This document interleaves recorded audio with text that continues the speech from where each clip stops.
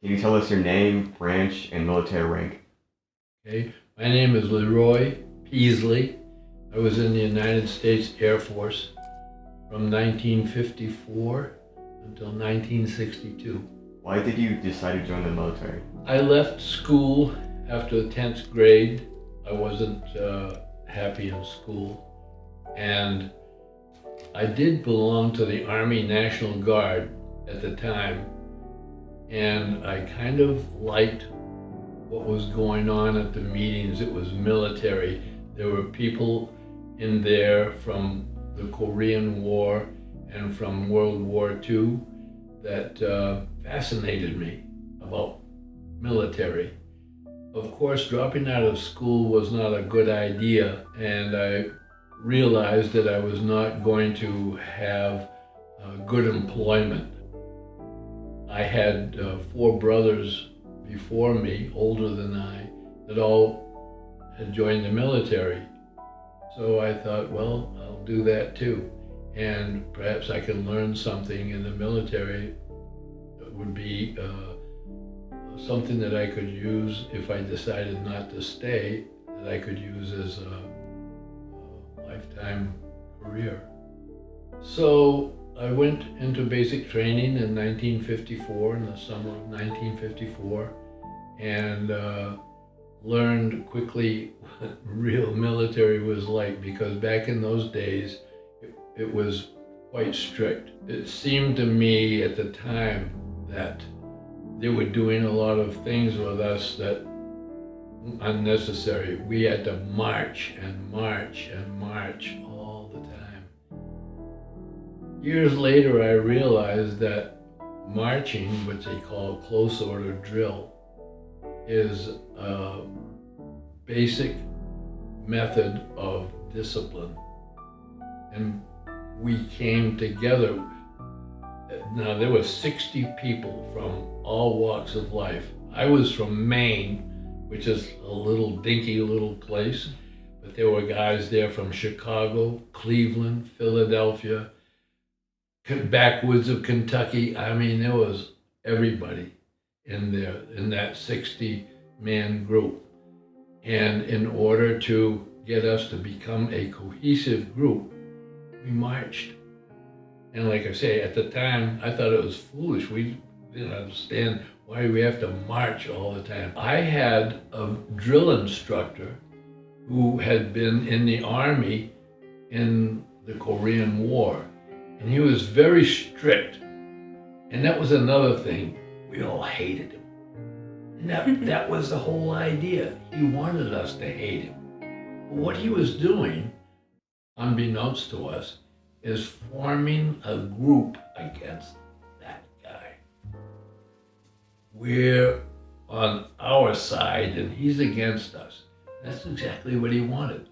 And by the end of 12 weeks, we were a solid group, because we all thought the same way, we marched the same way, we dressed the same way, we did everything the same way. And we didn't realize it at the time. It took me years to really realize that he did that to make us a cohesive group. After basic training, I went to Keasler Air Force Base in Mississippi. There, I was assigned there. It wasn't something that I asked for, but they just assigned us.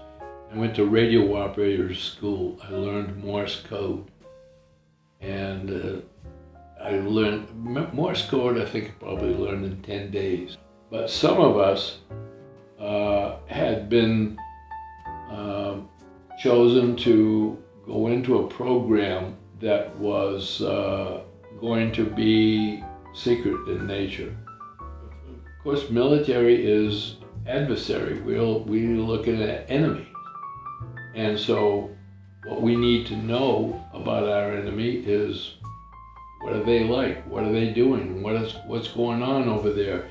So that we can prepare for that. So that we can counter if they do something that is radical. Well, in order to get that information, you need spies. Okay? So on a very low level, that's what we were trained to do. I was a Morse code intercept operator. I intercepted signals, and while I was listening, I was putting it down on paper, and that's why we had continuous form paper, and that's why they had taught us to type. My first assignment was in Japan, and went to this place called Misawa. There must have been 2,000 guys there already, of different stripes, officers, sergeants, airmen, different jobs. So I stayed there, like I said, 2.5 years. Then I came back to the States, and that's how I came to be in San Antonio. I was assigned to Security Service headquarters over on Loop 13 in between Lackland and Kelly Air Force Base. After I retired, it's a difficult thing to retire if you're a person who's worked all their life. I used to wake up in the morning saying, "Gee, there must be something that I have to do," you know. So I took jobs. I'm kind of a handyman. My wife and I, at the time, we managed the apartment building that we lived in. So I did all the maintenance around there.